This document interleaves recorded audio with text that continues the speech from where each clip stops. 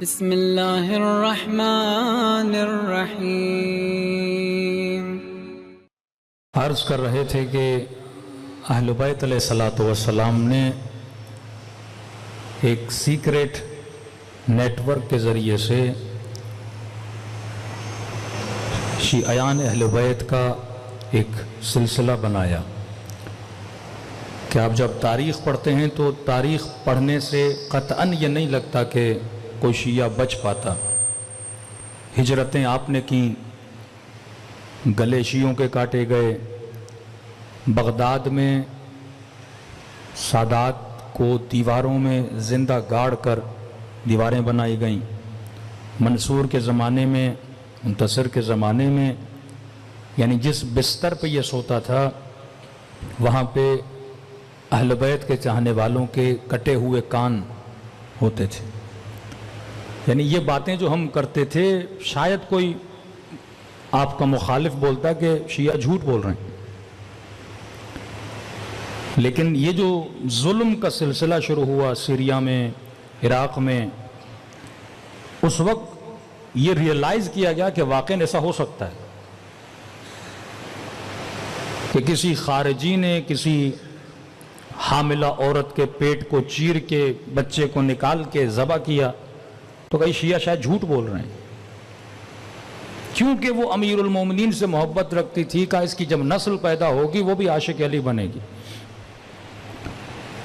لیکن آج جب یہ واقعات ہوئے سیریا میں کہ صرف ایک دن میں موصل کی یونیورسٹی کے 400 شاگردوں کو مار کے، کچھ کہتے ہیں زندہ گڑھا کھود کے ان کو وہیں دفنا دیا، کہ ابھی ان بیچاروں کی لاشیں وہاں دریافت ہوئی ہیں، کہ زندہ زندہ اردن کے پائلٹ کو جلا دیا جائے، ٹیلی فون کی تار سے خاتون کے گلے کو گھوٹا جائے، ایک ٹیکسی ڈرائیور ماں کے سامنے اسی کے بچے کو اس کے سامنے ذبح کر دے۔ یعنی ایک واقعہ نہیں، سینکڑوں واقعات ہیں کہ سنتے تھے کہ شہداء کے سروں سے ایسے جیسے فٹ بال کے بال سے کھیلا جاتا ہے۔ اسی طرح یزیدی قبیلے کی عورتوں کو مال غنیمت سمجھ کے ایک دوسرے میں بانٹنا،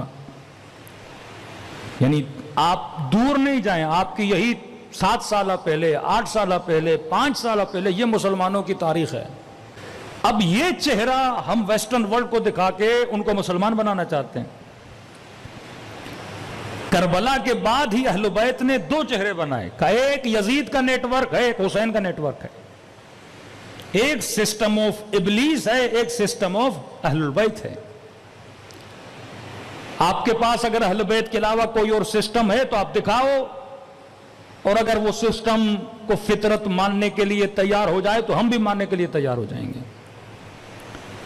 صرف کتاب لکھی جائے کہ رسول خدا کے بعد کتنے اصحاب تھے جن کا قتل ہو، ہم اہل بیت کی بات نہیں کر رہے ہیں، کیونکہ اہل بیت کی شاید کچھ لوگوں کو پرواہ نہیں ہے، چلیے اصحاب کی بات کرتے ہیں۔ صرف یہ بتایا جائے کہ رسول خدا کے بعد کتنے اصحاب شہید ہوئے اور ان صحابیوں کو کس نے قتل کیا۔ بھائی اس وقت تو شیعہ نہیں تھے نا، آپ کہتے تو شیعہ تو عبداللہ سبا کے بعد بنے نا، لیکن اس زمانے میں اصحاب کو کس نے قتل کیا، کس وجہ سے قتل ہوئے۔ یعنی رسول خدا کے بعد یہ پورا سسٹم بگاڑ کا شکار نظر آتا ہے، اتنا بگاڑ اس سسٹم میں نظر آتا ہے، اتنا خون اس سسٹم میں نظر آتا ہے، اتنے یتیم اس سسٹم میں نظر آتے ہیں کہ صرف واقع حرہ کو پڑھا جائے کہ 3 دن کے لیے مدینے کو سپاہیوں کے لیے حلال قرار کر دیا جاتا ہے، کہ ملتا ہے اس واقعے کے بعد پتہ نہیں کتنے ولد الزنا اس شہر میں پیدا ہوا ہے۔ اب اس ناکارہ سسٹم کو اہل بیت علیہ السلام بنانا چاہتے تھے۔ ہمارے ہاں جتنے بھی احکام اسلامی ہیں اس کی بنیاد حکمت ہے۔ طلاق کے مسئلے پہ کل میں نے بات کی، نکاح کے مسئلے پہ کل میں نے بات کی، رضاعت کے مسئلے پہ کل میں نے بات کی کہ نکاح میں گواہ کی شرط نہیں، طلاق میں گواہ کی شرط ہے۔ اللہ نے اگر عدت رکھی ہے تو عدت کی حکمت موجود ہے۔ فرما عدت کرے تاکہ یہ نہ ہو جلدی سے شادی کرے، یا عورت حاملہ ہو پہلے شوہر سے تاکہ ایک وقفہ آ جائے، تاکہ کسی اور کا بچہ ہو تو پتہ تو لگے کہ یہ بچہ کس کا ہے۔ اسی طرح اسلام نے اگر حجاب کو واجب کیا، اپنی ماؤں بہنوں کو، کل میں نے کوئلے کی مثال دی تھی کہ 5ویں امام اپنے اصحاب اپنی کنیز کو کہتے ہیں کہ آگ کا انگارہ ہاتھ پہ اٹھا کے لاؤ. کنیز لاتی ہے، لیکن محفل میں جو بڑی بڑی باتیں کر رہے تھے کہ ہم کربلا میں ہوتے تو یہ کرتے، ان میں سے ایک بندہ بھی آگ کا انگارہ اپنے ہاتھ پہ اٹھانے کو تیار نہ ہوا. تو کہا کہ آج شاید کوئی مومن کہے کہ مولانا ہم اٹھا لیتے. نہیں، آج تیرے لیے آگ کا انگارہ کیا ہے جو تو اٹھا نہیں پا رہا، اسے اٹھا. مرد کا امتحان اور ہے، عورت کا امتحان اور ہے. آج سب سے زیادہ جس چیز پہ اٹیک کیا جا رہا ہے وہ خواتین کا حجاب ہے.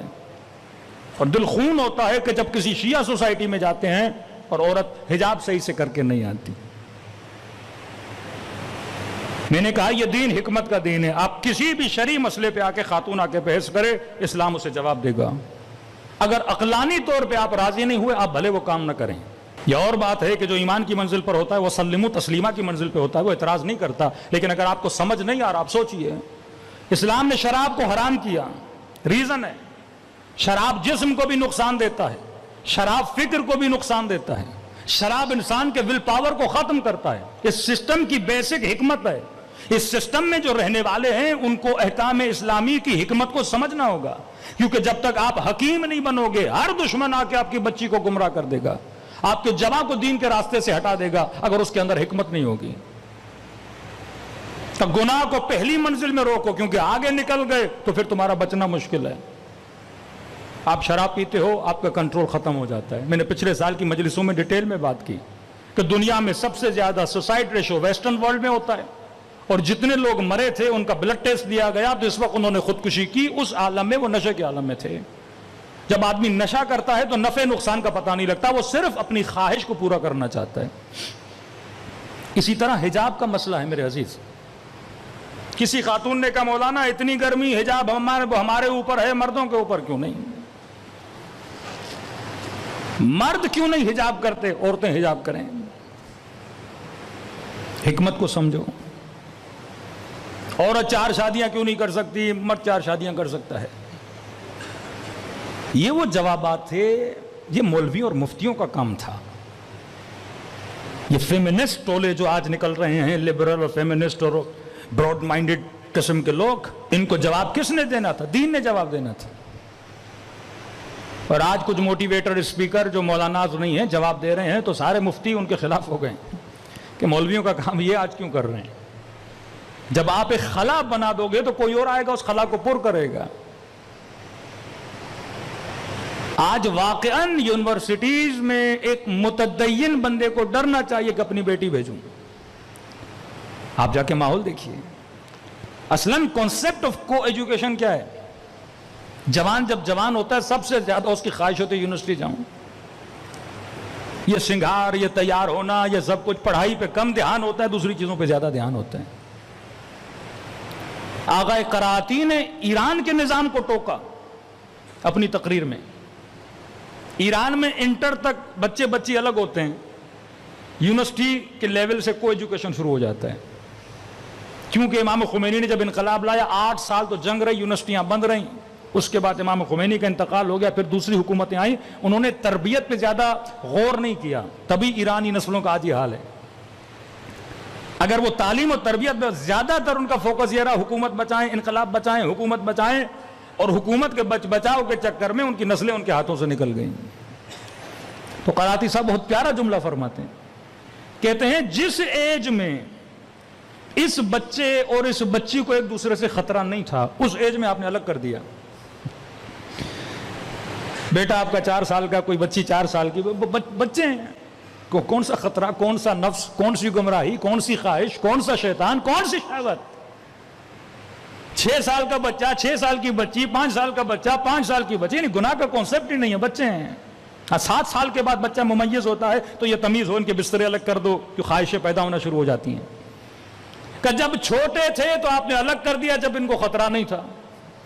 جب جوان ہوا یہ بچہ انٹر کے بعد، یہ نوجوان بالغ ہوا، شہوت اس کے وجود میں، سمجھو یہ پیٹرول ہے، اور دوسری طرف آگ ہے، اور آپ نے یونیورسٹی میں آگ اور پیٹرول کو کیا کر دیا؟ ملا دیا. فساد کا عالم. اب وہاں پہ کمیٹیاں بنائی جا رہی ہیں، جس طرح ہمارے یونیورسٹیوں میں تنظیمیں جاتی ہیں، کہیں پہ جماعت اسلامی، کہیں پہ اپنے شیعوں کی ISO کی تنظیم یا دوسری تنظیمیں. ایران میں بھی اسی طرح تنظیم. اب تنظیمیں کیا کریں گی؟ آپ جوان عورت کو اور جوان مرد کو اکیلا میدان میں چھوڑ رہے ہو، پھر تنظیمیں اوپر لا کے بٹھاتے ہو کہ امر بالمعروف، کیسے امر بالمعروف ہوگا؟ اللہ کا نبی ہے جناب یوسف، کہتا الا ما رحم ربی، اگر خدا مجھ پر رحم نہ کرتا، ان النفس لامارۃ بالسوء، یہ نفس اتنا بدبخت ہے مجھے گناہ میں ڈال دیتا۔ مشکل ہے ایک جوان کے لیے گناہ سے بچنا۔ تو جو اسلام قانون بناتا ہے وہ آپ کی شخصیت کو دیکھ کے بناتا ہے۔ جسم اللہ نے دیا، آپ کی نیڈز، آپ کی ضرورتیں خدا نے بنائی۔ کانسیپٹ آف حجاب، حجاب کو سمجھیں۔ حجاب کا مطلب ہے خود کو کور کرنا۔ چیزیں کور کب کی جاتی ہیں؟ جب کسی چیز میں کسی کے لیے اٹریکشن ہوتی ہے۔ یہ خواتین ایک دوسرے سے پوچھیں کہ واقعاً مرد کی شکل میں، مرد کے ہاتھ میں، مرد کے پاؤں میں کسی عورت کے لیے اٹریکشن ہے؟ مرد کے بال کیسے ہیں، مرد کہ اتنی اٹریکشن ہے، یا جتنی اٹریکشن مرد کے پاس کسی خاتون کے لیے ہوتی ہے؟ یہ پاکستان کا ایک صحافی ہے بدبخت، کبھی کبھی کامیڈی بھی کرتا ہے۔ اب اس نے ایک ٹرائل کیا ہنسنے کے لیے، لیکن اس ٹرائل میں مردوں کی فطرت کا پتہ بتایا اس نے کیا کیا کہ اپنی ٹانگوں پہ ویکس کر دیا اور ٹخنوں سے اوپر اس نے تبلیغی سنت پہ عمل کرتے ہوئے شلوار رکھ دی اور اپنے ناخنوں پہ نیل پالش لگائی اور خواتین والا سینڈل پہنا اور رکشے پہ بیٹھا اور اپنے پاؤں ذرا آگے کر کے بیٹھ گیا۔ اب یہ جوان جتنے بائک پہ آ رہے تھے اور ٹانگوں کو دیکھ رہے تھے، اب ذہن میں کوئی اور تھا، سارے سمجھ رہے تھے کہ کوئی لڑکی بیٹھی ہے۔ آگے بڑھتے تھے تو پاؤں لڑکی کے اور سر کسی مرد کا پڑا ہوا تھا۔ یہ دکھانے کے لیے کہ خدا نے ایک خاتون کے ناخن میں بھی مرد کے لیے اٹریکشن رکھی ہے، خدا نے عورت کے بال میں بھی مرد کے لیے اٹریکشن رکھی ہے، اس کے لباس میں بھی مرد کے لیے اٹریکشن رکھی ہے۔ ابھی اللہ نے اس کو بنایا ایسا ہے تاکہ یہ مرد کے لیے اٹریکٹیو چیز بنے، اس کے بجائے کہ یہ مرد کسی ایسے گناہ میں پڑے جس طرح قوم لوط پڑ گئی تھی، ہم جنس گرا بن جائے، یہ مرد خود ارضائی کی طرف چلا جائے۔ خدا نے اس کو صحیح سالم لذت عطا کی کہ مرد کے لیے عورت کو بنایا، عورت کے لیے مرد کو بنایا اور جذاب بنایا تاکہ اس کی زندگی میں اس خاتون کی ویلیو ہو، ان کے درمیان پیار رہے، محبت رہے، یہ تعلق ان کے درمیان برقرار رہے۔ کہ کیونکہ تمہارے اندر اٹریکشن ہے لہذا تمہاری قیمت ہے۔ جب اٹریکشن ہوتی ہے تو وہ چیز ارزش مند ہو جاتی ہے، اور جب ارزش مند ہو جاتی ہے تو مرد کے لیے اس چیز کی ڈیمانڈ بن جاتی ہے، اور جس چیز کی ڈیمانڈ ہوتی ہے اس کی سیل زیادہ ہوتی ہے۔ سونا آپ کور کر کے رکھتے ہو، نہ کبھی کھول کے رکھتے ہو، ہیرا آپ کور کر کے رکھتے ہو، کبھی کیوں سونے تجوریوں میں ہوتے ہیں؟ مارکیٹ میں چلے جاؤ، یہ شیشے کی جو چوڑیاں ہوتی ہیں وہ زمین پہ پڑی ہوتی ہیں، قیمت نہیں ہے اس کی اتنی، لیکن کوئی سونا زمین پہ نہیں رکھتا، سونا تجوریوں میں رکھتا ہے۔ کوئی ہیرا زمین پہ نہیں رکھتا، تجوریوں میں رکھتا ہے۔ کیوں؟ کیونکہ سونے کے خریدار ہیں، اس کی ویلیو ہے۔ اور یہ بات بھی حق ہے، ہمیشہ کاپی کس کی بنتی ہے؟ جس کی ویلیو ہونا۔ چائنا کے موبائل کی کبھی آپ نے کاپی دیکھی؟ برانڈز کی کاپی بنتی ہے نا، ایپل ہوگا اس کی کاپی بنے گی، سیمسنگ ہوگا اس کی کاپی بنے گی، کبھی بھی فیک چیزوں کی، کبھی بھی جن چیزوں کی ویلیو نہیں ان کی کاپی نہیں بنتی۔ تو کہا کہ تمہارا وجود ایک مرد کے لیے قابل ارزش ہے، خود کو سستا نہ کر، حق مہر ادا کرے گا، تمہارے لیے رشتہ بھیجے گا، مرضی تمہاری ہے تم خود کو اس کے حوالے کرو نہ کرو، فری کی چیز نہیں ہے، یہ تمہارے پیچھے بھاگے، یہ تمہارے پیچھے دوڑے، یہ تمہاری منتیں کرے۔ عورت کے لیے ہے کہ وہ ناز کرے، اتنی جلدی نہ مانے، کیونکہ تم سستی چیز نہیں ہو، کیونکہ اٹریکشن ہے لہذا اس کے لیے کیا رکھا؟ حجاب رکھا۔ خود کو کور کرو، بالوں میں اٹریکشن کا بال کور کرو، ہاتھوں میں اٹریکشن ہے اگر خوبصورت ہے کسی خاتون کی کا کور کرو، کیونکہ اٹریکشن پیدا ہوگی وہ تمہاری طرف توجہ کرے گا، تمہیں حاصل کرنا چاہے گا، اور اگر انسان کا نفس اتنا پاک اور پاکیزہ اور باہمت نہیں ہے انسان جلدی خود کو کھو بیٹھتا ہے۔ تو کانسیپٹ آف حجاب کور کرنا۔ اب ہم نے کیا کیا کہ ہم خاتون حجاب تو کرتی ہے پر اس کانسیپٹ پر نہیں چلتی۔ کانسیپٹ یہ کہ خود کو ڈھانپو، ہر وہ چیز جس میں اٹریکشن ہے اسے ڈھانپو۔ اب کیا کیا؟ سر پہ دوپٹہ رکھ دیا، مثلا لباس تنگ پہنا، تو یہ حجاب نہیں ہوا، کیونکہ حجاب کا کانسیپٹ پورا نہیں ہوا. آپ مجلس امام حسین میں آ رہے ہو پر ہدف امام حسین کو حاصل نہ کرو, مجلس کا کوئی فائدہ نہیں. ہدف امام حسین سوچ کو بلند کرو, ہدف امام حسین اللہ سے دوستی کرو, ہدف امام حسین جہنم سے دور ہو جاؤ, جنت کے قریب ہو جاؤ, ہدف امام حسین حرام سے بچو, حلال کی طرف آؤ, ہدف امام حسین واجب پر عمل کرو, محرمات سے بچو. یہ ہدف امام حسین ہے. مجلس میں آؤں رشوت جاری رہے, مجلس میں آؤں حرام کاریاں جاری رہیں, مجلس میں آؤں شراب پینا جاری رہے, مجلس میں آؤں زنا جاری رہے, مجلس کا کوئی فائدہ نہیں. امام رضا کا فرمان ہے جو اللہ کی دربار میں توبہ کرے اور نیت یہ ہو کہ کل میں پھر جا کے گناہ کروں گا, فرمایا یہ توبہ نہیں کر رہا, یہ اللہ کا مذاق اڑا رہا ہے.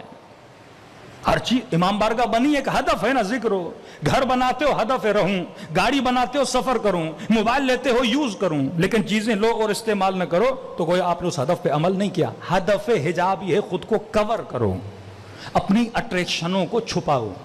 اب نارملی آج حجاب کو فیشن بنا دیا, سر پہ دوپٹہ ہے لیکن نیچے ٹائٹ لباس ہے, جینز پہنی ہوئی ہے, کہتے ہم تو حجاب میں مولانا. بھائی حجاب دوپٹے کا نام نہیں, حجاب کور کرنے کا نام ہے, اپنے حسن کو چھپانا اس کا نام ہے حجاب. اب شیطان کیا کرتا ہے, عورت کو کہتا ہے آپ آزاد ہو. اب کانسیپٹ آف شیطان کو دیکھیں, شیطان عورت کو کہتا ہے تمہاری ڈیمانڈ ہے, جب ڈیمانڈ ہے تو خود کو ظاہر کرو تاکہ یہ سارے مرد تیرے پیچھے لگیں. اللہ کہتا ہے تمہاری ڈیمانڈ ہے پر فری میں خود کو ظاہر نہ کرو. لیکن آج خاتون کے بدن سے اتنا لباس اتار دیا کہ اس کی کوئی قیمت نہیں رہی, کوئی وقت نہیں رہی. جس کی قیمت تھی, آج نگاہ جو کسی عورت پہ, وہ نگاہ صرف نگاہ شہوانی, نگاہ انسانی نہیں ہے. آج ویسٹرن ورلڈ میں ایک مرد جب عورت کو دیکھتا ہے وہ صرف شہوت کی نگاہ سے دیکھتا ہے. اسلام کہتا ہے پہلے دیکھو کہ یہ انسان ہے, انسانی نگاہ کرو کہ تمہارے سامنے ایک انسان کھڑا ہوا ہے. لیکن آج نگاہ حیوانی ہے. اسلام قدر دے رہا ہے, قیمت دے رہا ہے. تو آج خاتون کے لیے, اب خاتون حجاب نہیں کرتی, اس کی سزا اس کو بعد میں ملے گی, اس کے مرد کو پہلے ملے گی. کہ میں نے کہا انگریز خنزیر کھا کر بے غیرت بنا, انسان کو سوچنا چاہیے میرے اندر سے غیرت کیوں گئی ہے. اتنا مشکل ہے سر پہ دوپٹہ رکھنا, اتنا مشکل ہے جناب زینب کا حجاب کرنا, اتنا مشکل ہے اپنی شادیوں کو مینیج کرنا کہ خواتین الگ ہوں, مرد حضرات الگ ہوں. اللہ گھومنے سے منع نہیں کرتا, اچھے لباس پہننے سے منع نہیں کرتا, سنگار کرنے سے منع نہیں کرتا, لیکن کہتے لمیٹیشنز میں رہو, مردوں میں, عورتوں میں رہیں. سب سے زیادہ فساد یونیورسٹی میں کیوں ہے؟ کیونکہ مرد عورت مکس ہیں. ان خاندانوں میں سب سے زیادہ گناہ کیوں ہوتا ہے جن میں مکس گیدرنگ ہوتی ہے؟ کیونکہ جب آگ اور پیٹرول کو ملاؤ گے آپ گناہ سے بچ نہیں سکتے کہ بندہ کہے میں پانی میں جاؤں لیکن میرا بدن گیلا نہ ہو. یہ حکمت اہل بیت نے سکھائی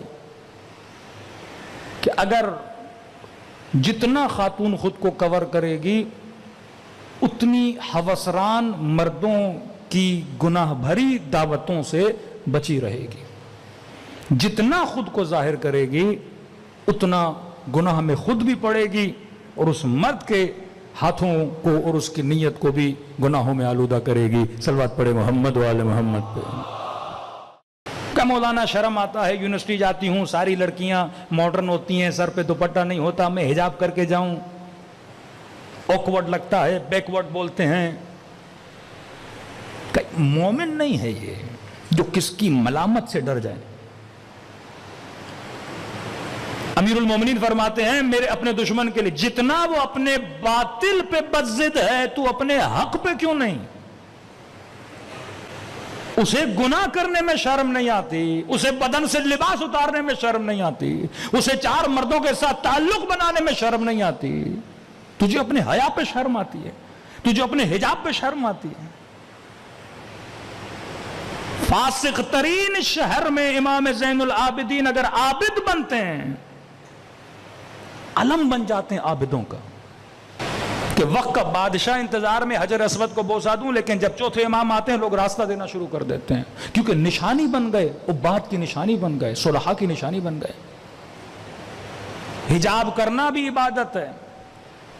اور کوئی مرد اپنی باحجاب بیوی کو کسی مال میں لے جا رہا ہے, کسی جگہ پہ لے جا رہا ہے, ایک ایسی جگہ, ایک ایسا مال جہاں پہ ساری خواتین نے حجاب نہیں کیا ہوا, یہ ایک باحجاب خاتون جب اس معاشرے میں چلتی، کس کی تبلیغ کر رہی ہے؟ حجاب کی تبلیغ کر رہی ہے۔ ایک نیک نوجوان جب 4 شرابیوں، زانیوں، راشیوں میں جا کے بیٹھتا ہے، یہ تبلیغ کر رہا ہے نیکی کی۔ تبلیغ صرف زبان سے نہیں، اپنے پہناوے سے بھی تبلیغ ہے۔ آپ حجاب کے ساتھ چل رہے ہو، یہ آپ کی تبلیغ ہے۔ چہرے پہ سنت رسول سجا کر چل رہے ہو، یہ آپ کی تبلیغ، آپ کا چلنا عبادت ہے۔ اہل بیت نے صرف لکھ کے اپنے مکتب کو نہیں پھیلایا، اپنے کردار سے، اپنی رفتار سے، اپنے لباس سے۔ ہر مصیبت میں آپ پڑھتے ہو کہ سیدانیوں کی چادریں چھینی، کیوں اس بات پہ اتنا ایمفیسائز کیا جاتا ہے؟ کیونکہ اہل بیت کے لیے بڑی اہمیت کی بات تھی۔ اور مصائب جناب زینب پہ روئے اور سر پہ حجاب نہ ہو۔ آج یہ جنگ ہے، جنگ شیطان اور جنگ لشکر حسین، کہ واقعاً آج ہم یزید کے لشکر میں ہیں، امام حسین کے لشکر میں۔ یہ عمل سے پتہ چلتا ہے۔ دعویٰ کرنا بہت آسان ہے کہ مولا ہم کربلا میں ہوتے جان قربان کرتے، ایک آگ کا انگارہ ہاتھ پہ نہیں اٹھا پا رہے تھے۔ لیکن جناب مسلم ابن عقیل، جناب اوسجا، جناب ہانی ابن عروہ، 90 سال کا بوڑھا، کس قدر انہوں نے اپنے ایمان کو سنبھال کے رکھا۔ میثم تمار، حجر ابن عدی، ارے دور کیوں جاتے ہو؟ یہی انقلاب اسلامی ایران کو دیکھ لو، شہید حججی جیسے جوان دیکھ لو، جنہوں نے یہ نہیں دیکھا کہ ابھی نئی نئی شادی ہوئی ہے، اللہ نے بچہ دیا ہے۔ ماؤں نے یہ نہیں دیکھا کہ میں نے 4 بچے قربان کر دیے، ایک بیٹا باقی، کم از کم اسے تو رکھوں کا نہیں۔ اگر ایک عالم کے کہنے پر بچہ قربان آج نہ کر سکوں تو امام زمانہ کے کہنے پر بھی نہیں کر سکوں گی۔